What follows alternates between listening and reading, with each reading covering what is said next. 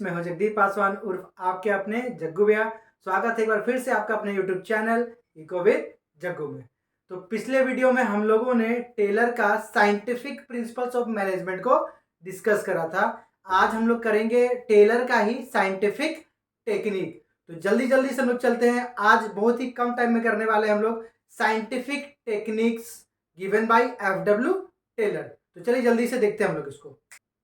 तो पहला टेक्निक है जो हमारे टेलर भैया ने दिया था, वो है फंक्शनल फॉर्मेनशिप। क्या है? Functional foremanship. तो इस टेक्निक में क्या होता है ना कि फैक्ट्री का डिवीजन कर दिया जाता है। फैक्ट्री का क्या कर दिया जाता है? डिवीजन कर दिया जाता है। फैक्ट्री को डिवाइड कर दिया जाता है दो डिपार्टमेंट्स में। इसमें दो डिपार्टमेंट्स में, ठीक है। इसमें क्या होता है? फंक्शनल फॉर्मेनशिप में फैक्ट्री का डिवीजन कर दिया जाता है दो डिपार्टमेंट्स में। एक होता है प्लानिंग डिपार्टमेंट और एक होता है प्रोडक्शन डिपार्टमेंट।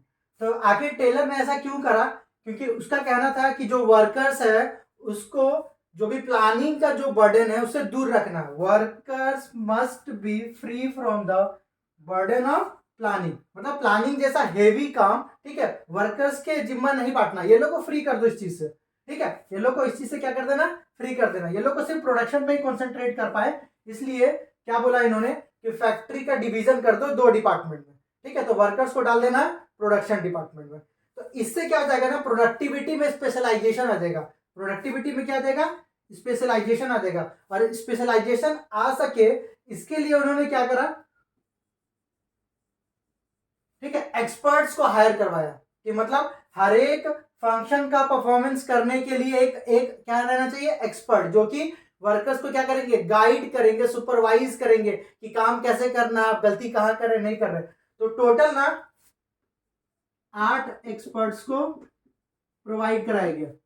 4 रहते हैं प्लानिंग में और 4 रहते हैं डिपार्टमेंट में। यानी टेलर का ये टेक्निक क्या बोलता है कि फैक्ट्री को दो डिपार्टमेंट में बांट दीजिए, प्लानिंग डिपार्टमेंट और प्रोडक्शन डिपार्टमेंट, ताकि वर्कर्स क्या हो जाए, ये जो प्लानिंग का जो भी प्रोसेस है, ठीक है, प्लानिंग से क्या हो जाए, वो लोग हट जाए। प्लानिंग का एकदम जो भी बर्डन है, जो भी बहुत प्लानिंग की वजह से जो भी प्रॉब्लम हो सकता है उसको फ्री कर देना। क्या प्लानिंग के बारे में मत सोचो, आप सिर्फ प्रोडक्शन का काम पे ध्यान दो। और प्रोडक्शन वो लोग अच्छे से कर सके उसके लिए 8 एक्सपर्ट्स को प्रोवाइड कराया जाता है। 4 प्लानिंग में रहते हैं और 4 प्रोडक्शन में। यही है टेलर का पहला टेक्निक, जिसको बोलते हैं फंक्शनल फॉर्मेनशिप। क्लियर है यहां तक? तो टेलर भैया का जो सेकेंड टेक्निक है जिन्होंने दिया था, वो है standardisation and simplification of work. Second technique जो कि टेलर का है, standardisation and simplification of work. मतलब जो भी काम कर रहे हैं उसके लिए एक स्टैंडर्ड टारगेट सेट करना। इस टेक्निक में क्या करते हैं कि स्टैंडर्ड टारगेट सेट किया जाता है, ठीक है। तो क्या लिखा हुआ है? Maintaining standards relating to every step of business. Business के हर एक स्टेप पर एक स्टैंडर्ड सेट करने का ही टेक्निक क्या कहलाता है? Standardisation and simplification of work. मतलब काम को जैसे तैसे नहीं करना, एक टारगेट दे देना है वर्कर को कि आपको इसी टारगेट को अचीव करना है, ठीक है। उस टारगेट को अचीव करते हुए काम करना है, ठीक है। यहाँ पे क्या बोला हुआ है कि स्टैंडर्डाइजेशन ऑफ आउटपुट कैसे होगा? सिलेक्शन ऑफ प्रॉपर टूल से, इक्विपमेंट से और मशीन से। यानी अगर आपको आउटपुट का स्टैंडर्ड सेट करना है तो आपको टूल्स, इक्विपमेंट्स और मशीन्स का भी स्टैंडर्ड सेट करना पड़ेगा। मतलब आप जब ये टूल्स वगैरह सेलेक्ट करोगे तो ये आपके प्रोडक्शन से रिलेट करना चाहिए। कहने का मतलब है ये मशीन, टूल्स, इक्विपमेंट्स ऐसा होना चाहिए जो कि आपका प्रोडक्शन में हेल्प करे, आपके प्रोडक्शन के अकॉर्डिंग हो। जिससे क्या हो जाएगा, आउटपुट जो भी आपको प्रोड्यूस करना था उसके लिए क्या मिल जाएगा? स्टैंडर्ड मिल जाएगा, ठीक है। तो स्टैंडर्डाइजेशन का मतलब सिर्फ ये नहीं होता है कि बस एक टारगेट सेट कर दिए। इसका ये भी मतलब है कि आपको क्या करना है? स्टैंडर्ड सेट करना है, टारगेट सेट करना है साइज के अकॉर्डिंग, टाइप के लिए, वेट्स के लिए, मेजर्स के लिए और क्वालिटी ऑफ प्रोडक्ट के लिए। ये सारा मिलाकर के कहलाता है स्टैंडर्डाइजेशन, ठीक है। तो सिर्फ टारगेट फिक्स कर देना नहीं है, आपको क्या क्वालिटी भी देखना है, प्रॉपर वेट होना चाहिए, साइज होना चाहिए, सारा कुछ एकदम क्या होना चाहिए कि जैसा हम सोचे उसी के अकॉर्डिंग होना चाहिए। That is called standardisation and simplification of work. तो काम कैसे सिंप्लीफाई हो गया? क्योंकि आपको टारगेट पता है, क्या साइज है, क्या वेट रखना है, नहीं करना, सारा कुछ पता चल चुका है। आपके पास वो टूल्स है, इक्विपमेंट्स है, वो सारा मशीन है, तो काम भी क्या हो जा रहा है, सिंप्लीफाई हो जा रहा है, सिंपल हो जा रहा है, इजी हो जा रहा है। ठीक है, तो यही टेक्निक सजेस्ट करा था किसने, टेलर। क्लियर है यहाँ तक। तो टेलर का थर्ड साइंटिफिक टेक्निक है वर्क स्टडी। ठीक है, यहां से क्वेश्चन अच्छा खासा आ सकता है, इसको थोड़ा अच्छे से समझिएगा। ठीक है, वर्क स्टडी का मतलब क्या है, वर्क स्टडी का मतलब होता है maximum production at minimum cost. देखिए, कोई भी अगर ऑर्गेनाइजेशन है ना, तो हमेशा क्या चाहता है कि प्रोडक्शन ज्यादा से ज्यादा हो और उसको प्रोडक्शन करने में खर्च कम से कम लगे। ठीक है, तो वर्क स्टडी का मतलब क्या है, maximum production at minimum cost. तो वर्क स्टडी को करने के लिए, ठीक है, इसको कैटेगराइज कर दिया गया 4 पार्ट्स में कि किस तरह से हम लोग कौन सा टेक्निक यूज करेंगे कि ये हम लोग क्या कर पाए, मैक्सिमम प्रोडक्शन कर पाए और कॉस्ट क्या लगे, मिनिमम। तो पहला है फैटिग स्टडी। क्या है, फैटिग स्टडी।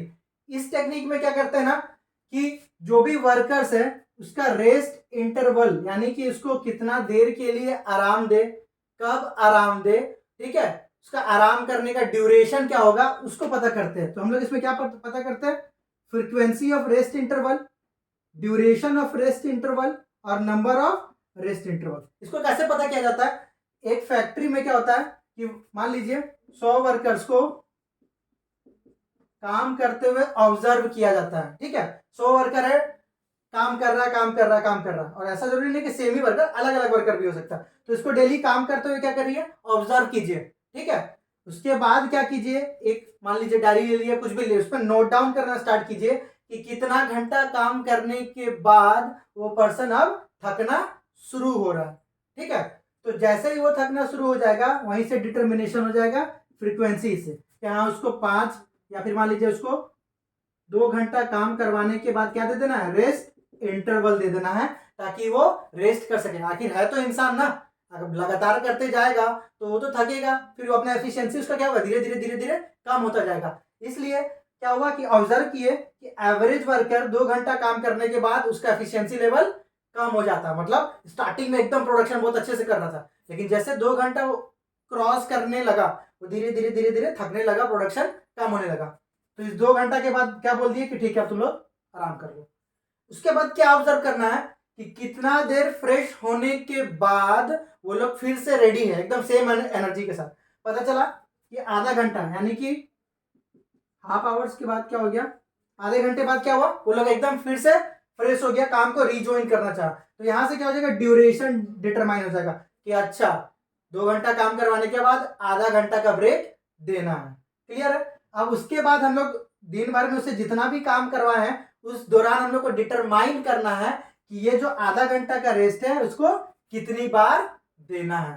तो इसको बोलते हैं नंबर ऑफ रेस्ट इंटरवल। तो इस तरह से क्या हो गया कि हम लोग क्या कर रहे हैं, डायरेक्टली नहीं ये टाइम डिटरमाइन किए, ऑब्जर्वेशन साइंटिफिकली गए हम लोग, पहले ऑब्जर्व किए, उसको फिर नोट डाउन किए, देन डिसाइड किए, इसलिए इसको साइंटिफिक टेक्निक बोलते हैं।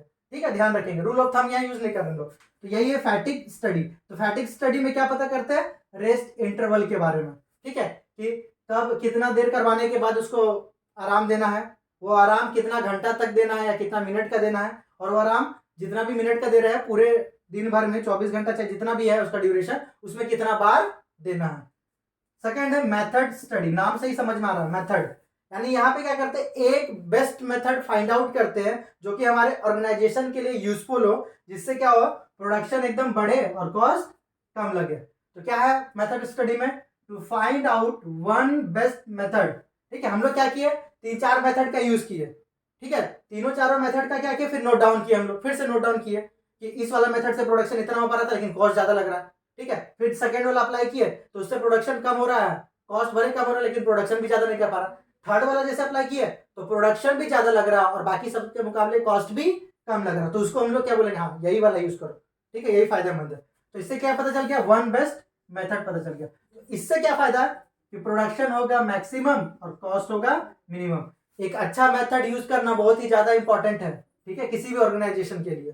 तो मेथड स्टडी में हम लोग क्या पता करते हैं, वन बेस्ट मेथड। थर्ड क्या है, टाइम स्टडी। क्या है, टाइम स्टडी। टाइम स्टडी मतलब कि जो भी वर्कर्स है उसका एक स्टैंडर्ड टाइम फिक्स करना। ठीक है, कि इस काम को करने के लिए इतना घंटा दे रहे हैं, चाहे इतना घंटा लग रहा है, तो इसको भी फिर से बता रहे हैं। ठीक है, यहाँ पे हम लोगों को क्या करना, रूल ऑफ थंब अप्लाई नहीं करना। मतलब आपको अगर 4 घंटा लगा तो जरूरी नहीं कि सामने वाले को 4 घंटा लगे, उसको कम भी लग सकता है, उसको ज्यादा भी लग सकता है। तो ये कैसे हम लोग ऑब्जर्व करेंगे, ठीक है। इसी तरह फिर से क्या करेंगे, 100 वर्कर्स को 100 डिफरेंट डिफरेंट वर्कर्स को काम करवाएंगे, ठीक है। फिर उसके बाद क्या करेंगे, लोग का एवरेज टाइम डिनोट करना है। क्या करना है, एवरेज टाइम निकालेंगे। तो इस तरह से क्या फिक्स कर लेंगे, एक स्टैंडर्ड टाइम फिक्स कर लेंगे। क्या ये वाला जो काम है, ये जो टारगेट दिए थे उसको, इसको कंप्लीट करने में एवरेज वर्कर को, मान लीजिए कोई टारगेट दिए हो, तो एवरेज वर्कर्स को उस काम को करने में मिनिमम 3 घंटा लगा। यानी उस टाइम का ड्यूरेशन, उस टारगेट का ड्यूरेशन कितना हो जाएगा, 3 घंटा। तो ये लोग हम लोग अपना एक्सपीरियंस के तौर पे नहीं किए, साइंटिफिकली गए, रिपीट किए बार बार एक्सपेरिमेंट, और क्या कंक्लूजन निकला कि मिनिमम 3 घंटा लगता है, ठीक है। तो ये हो जाएगा स्टैंडर्ड टाइम। और उसके बाद करना है एक स्टैंडर्ड टारगेट भी फिक्स कर देना। मान लीजिए अगर आप 3 घंटा दे दिए और उसका लिमिट से ज्यादा टारगेट दे दो कि आपको 3 घंटा में क्या करना, 1.5 लाख प्रोड्यूस कर देना, तो वो तो प्रैक्टिकली पॉसिबल नहीं हो पाएगा ना, क्योंकि वो चीज पॉसिबल ही नहीं कि उतना देर में कर पाएगा, ठीक है। तो यहाँ पे यानी आपको क्या करना, टारगेट भी फिक्स करना है और टाइम भी फिक्स करना, वो भी साइंटिफिकली, जबरदस्ती नहीं, ठीक है। फिर उसके बाद क्या करना है, डिटरमाइन करेंगे। क्या करेंगे, डिटरमाइन करेंगे नंबर ऑफ वर्कर्स, कि ये जो 3 घंटा काम करने में लग रहा है, इसमें कितना वर्कर्स देना है, 10 लगेगा कि 20 लगेगा। तो ये भी क्या किए, एक्सपेरिमेंट के थ्रू किए कि 20 वर्कर से डेली काम करवा रहे हैं, पता चल रहा है कि जो टारगेट है 20 वर्कर मिलकर के 3 घंटा में उस टारगेट को अचीव कर ले रहा है। तो इस तरह से नंबर ऑफ वर्कर्स भी क्या हो गया, डिसाइड हो गया। जैसे ही नंबर ऑफ वर्कर्स डिसाइड हुआ, इससे हम लोग क्या कर पाएंगे कि वर्कर्स को एफिशिएंट और इनएफिशिएंट में कैटेगराइज कर पाएंगे। जो टाइम पे कर दे रहा है काम या टाइम से पहले कर दे रहा है, एफिशिएंट हो जाएगा, ठीक है। और जितना टाइम दिए उससे भी ज्यादा लगा रहा तो इनएफिशिएंट हो जाएगा। यानी टाइम स्टडी में हम लोग क्या क्या किए, किसी काम करने का स्टैंडर्ड टाइम, ठीक है, उस घंटे में कितना टारगेट देना है उसको, वो फिक्स किए। उसके बाद उस टारगेट को अचीव करने के लिए कितना वर्कर्स का जरूरत है, और वर्कर्स को फिर हम लोग क्या कर दिए, एफिशिएंट और इनएफिशिएंट में कैटेगराइज कर दिए। फिर क्या, मोशन। मोशन यानी आपको पता ही है ना, यानी मूवमेंट से ये रिलेटेड। तो क्या लिखा हुआ है, डिटरमाइन मूवमेंट्स ऑफ वर्कर्स। यहाँ पे वर्कर्स का मूवमेंट्स को नोट डाउन करते हैं, डिटरमाइन करते हैं। कैसे करते हैं डिटरमाइन, हम लोग फिर से एवरेज वर्कर को काम करते हुए देखेंगे, ठीक है, और देखेंगे कि कितना वर्कर प्रोडक्टिव काम के लिए मूव कर रहा है और कितना अनप्रोडक्टिव के लिए, पता है ना क्या है, ठीक है। बहुत सारे वर्कर्स ऐसे भी होते हैं, फ्री का तो सैलरी मिल रहा है, क्या दिक्कत, अरे आओ ना भाई बैठ के, अरे खेलते हैं, एक राउंड खेलते हैं यार, कोई दिक्कत नहीं। तो ये अनप्रोडक्टिव हो जाएगा, ताश खेलने से तो प्रोडक्शन नहीं बढ़ने वाला ना, ठीक है। तो इस तरह से क्या करेंगे कि जो भी वर्कर्स है उसको नोट डाउन करेंगे, उसके मूवमेंट्स को नोट डाउन करेंगे कि कौन सा प्रोडक्टिव मूवमेंट के लिए यूज हो रहा है और कौन सा अनप्रोडक्टिव। और ट्राई क्या करना है कि जो भी अनप्रोडक्टिव मूवमेंट्स है उसको कट डाउन करना है, अनप्रोडक्टिव मूवमेंट्स को क्या करना है, कट डाउन करना है, ठीक है। क्या है फिर उसके बाद इसका और एक टारगेट क्या, डिजाइन सुटेबल इक्विपमेंट्स। मान लीजिए कोई वर्कर है, ठीक है, तो उसको कोई अगर इक्विपमेंट यूज करना है तो उसको एटलीस्ट यहां से 2 मिनट चल करके जाना पड़ रहा है, ठीक है। अब सोचो बार बार वो उसके लिए क्या हो जाएगा, दिक्कत हो जाएगा कि वो काम कर रहा है, 2 मिनट गया, इक्विपमेंट्स लाया, फिर किसी और को जरूरत पड़ा तो उसके बाद फिर आया। तो इस तरह से 2-2 मिनट अगर देखोगे तो बहुत ज्यादा वेस्ट हो रहा है। अगर इस तरह से वो 20 बार भी उठता है, एक बार उठता है तो 2 मिनट वेस्ट कर रहा है, 20 बार भी उठेगा तो, ठीक है, मान लो 30 बार उठा, टोटल कितना मिनट्स वेस्ट कर दिया, 60 मिनट्स, यानी 1 घंटा। ये 1 घंटा क्या हो गया, अनप्रोडक्टिव मूवमेंट, फालतू का वो इक्विपमेंट उठाने के लिए उठ रहा। तो क्या बोला है कि डिजाइन सुटेबल इक्विपमेंट्स। हम लोग क्या करेंगे कि वही इक्विपमेंट्स को ऐसा कुछ करना है कि उसके पास में ही रख देना कि उसको यहां से कहीं और हिलना ना पड़े। अब जैसे देखिए रात में जगने वाले उल्लू है ना, प्राणी, वो लोग क्या करते हैं, दिन भर मोबाइल में लगे रहते हैं, ठीक है। अब क्या हुआ, पूरा अकबकाहट होने लगा, अरे यार बैटरी डाउन हो रहा है, चार्ज करना नहीं तो फिर अब तो कॉल आने वाला है, मैसेज आने वाला, कैसे बात करेंगे हम, ठीक है। तो जिन लोग का तो भाई बेड के पास बोर्ड है वो लोग तो बहुत खुश नसीब है, अपने आप को luckiest person in the universe मानते हैं, आराम से लगाए चार्ज, अरे यार कोई दिक्कत नहीं है, ठीक है ना। तो वो क्या हो गया, वो लोग का टाइम वेस्ट नहीं हो रहा है। उसी तरह वर्कर्स का टाइम वेस्ट ना हो उसके लिए क्या करना, सुटेबल इक्विपमेंट्स का डिजाइन करना है, इसी को बोलते हैं हम लोग मोशन स्टडी, ठीक है। टेलर भैया का जो फोर्थ साइंटिफिक टेक्निक है वो है डिफरेंशियल पीस वेज सिस्टम। क्या है, differential piece wage system. Differential piece wage का मतलब क्या है, paying different rate of wage, paying different rate of wage, ठीक है, या फिर paying differential rate of wage to efficient and inefficient. मतलब जो एफिशिएंट वर्कर है और जो इनएफिशिएंट वर्कर है, दोनों को अलग अलग वेज, ठीक है, प्रोवाइड कराना, पेमेंट करना, क्या कहलाता है, डिफरेंशियल पीस वेज सिस्टम। अब मान लीजिए जो अच्छा काम कर रहा है उसको भी 1000 रुपया दे रहे हो, जो अच्छा काम नहीं भी कर रहा है उसको भी 1000 रुपया दे रहे हो, तब ये वाला डीमोटिवेट हो जाएगा। यार इतना मेहनत कर रहे, इतना घंटा काम कर रहे, उससे बेस्ट कर रहे हर चीज में, तभी भी उसको जितना मिल रहा है उतना ही हमको मिल रहा है ना। और इसको क्या हो जाएगा, बढ़ावा मिल जाएगा कि अरे तुम तो काम करके कमाए, तुम तो बिना काम किए भी तो नहीं कमाए जितना तुम किए, है ना। तो ये काम नहीं करना है, इससे ये वाला डीमोटिवेट हो जाएगा और ये ऑलरेडी कामचोर है और काम चोरी करेगा, है ना। तो इसलिए टेलर ने क्या बोला कि वर्कर्स का जो वेजेस है उसके एफिशिएंसी और इनएफिशिएंसी के तौर पे डिटरमाइन कीजिए। जो एफिशिएंट है उसको अच्छा वेज दीजिए, जो इनएफिशिएंट है उसको उससे कम दीजिए। देखिए एक एग्जांपल एकदम क्लियर हो जाएगा। मान लीजिए किसी काम को करने का स्टैंडर्ड टारगेट है, ठीक है, 10 यूनिट्स पर डे, यानी ये वर्कर का टारगेट हो गया, वर्कर्स का क्या हो गया, टारगेट, कि एक दिन में एटलीस्ट कितना बनाना है, 10 यूनिट, ठीक है। और स्टैंडर्ड रेट रख दिया गया कि अगर मान लीजिए आप एक दिन में 10 यूनिट बना देते हो तो आपको 50 रुपीज पर यूनिट्स मिलेगा, यानी एक यूनिट बनाए हो तो 50 रुपया मिलेगा। कितना मिलेगा, 50, यानी 10 यूनिट बनाओगे यानी स्टैंडर्ड वेज कितना हो जाएगा,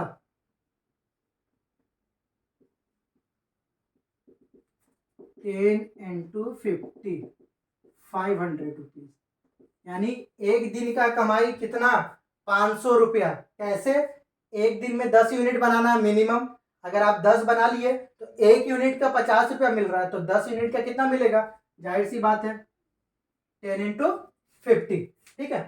तो यानी ये क्या हो गया, एक टारगेट हो गया कि एक दिन में 10 बनाना है, ठीक है, ताकि एक काम को 50 मिलेगा, यानी दिन भर का कमाई कितना होना चाहिए, 500। क्लियर है। तो मान लीजिए 3%, ठीक है, कितने परसेंट, 3%। एक है हमारा कालू भैया, ठीक है। तो कालू भैया क्या कर रहे हैं ना कि जो टारगेट उतना बनाए, यानी इन्होंने 10 यूनिट्स बनाया, यानी इनको कितना मिलेगा, 500 रुपए, ठीक है। फिर एक थे हरी भैया, ठीक है। तो हरी भैया ने क्या बोला कि नहीं यार काम एकदम मन लगा के करेंगे, तो इन्होंने 12 यूनिट्स बना दिए। इन्होंने कितने बना दिए, 12 यूनिट्स। तो देखिए अगर आप इसको बोलोगे कि अकॉर्डिंग, इसके अकॉर्डिंग तो उसको 50 रुपया मिलना चाहिए, यानी 12 इंटू 50 यानी 600 रुपया, फायदा थोड़ी हुआ, ये तो इसी के बराबर मिला ना।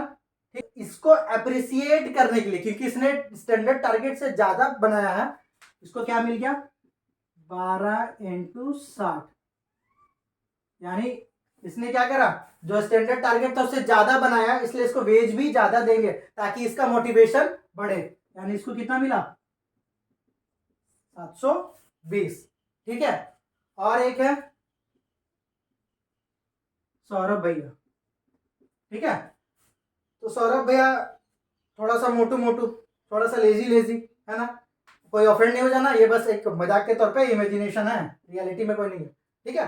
तो उसका क्या था, उन्होंने 8 यूनिट्स बनाया, अगर इसको भी 50 दे देंगे तब ये डीमोटिवेट हो जाएगा कि हमसे कम बनाया लेकिन मिल तो नहीं रहा है 50 है, इसलिए इसको क्या करना है, उससे कम देना है। तो इसको क्या करा, 50 ना दे करके 40 दिया, यानी इसको कितना मिला, 320। तो कालू जी आ जाएंगे एवरेज वर्कर में, ठीक है, जो कि जितना देते हैं उतना कर देता है। हरी भैया आ जाएंगे एफिशिएंट में, क्योंकि जितना देते हैं उससे ज्यादा कर देते हैं। और हमारे सौरभ भैया आ जाएंगे इनएफिशिएंट में, क्योंकि जितना दिया गया था उतना उन्होंने करा नहीं। तो इस तरह से क्या हुआ है, हर एक वर्कर का एफिशिएंसी और इनएफिशिएंसी के तौर पे वेजेस का डिटर्मिनेशन हुआ है, ठीक है। इसलिए इसको बोलते हैं डिफरेंशियल पीस वेज सिस्टम, जो कि किसने सजेस्ट करा था, टेलर ने। क्लियर है यहाँ तक? तो टेलर भैया का लास्ट टेक्निक है, पांचवा टेक्निक है मेंटल रेवोल्यूशन। मेंटल रेवोल्यूशन ये किस पे बेस्ड है? वर्कर्स और जो भी मैनेजमेंट है, वर्कर्स और जो भी मैनेजर है, आपस में जो एक दूसरे का क्या नेगेटिव एटीट्यूड है उसको चेंज करने के बेसिस में क्या लिखा हुआ है? Change in mental attitudes of workers and management towards each other.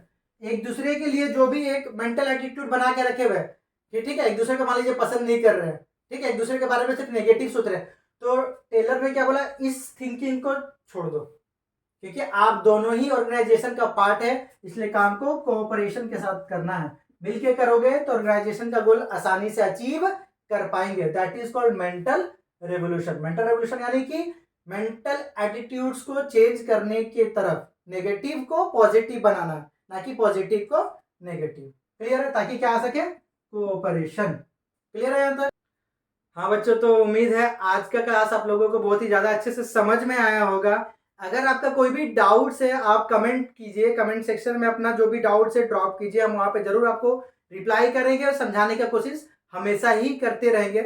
आप तैयारी मन लगा के करते रहो, बस कुछ ही टाइम रह गया आपके बीएसटी के एग्जाम में। अगर वीडियो अच्छी लगी है तो वीडियो को लाइक करें और वीडियो को अपने दोस्तों में ज़्यादा से ज़्यादा शेयर करें।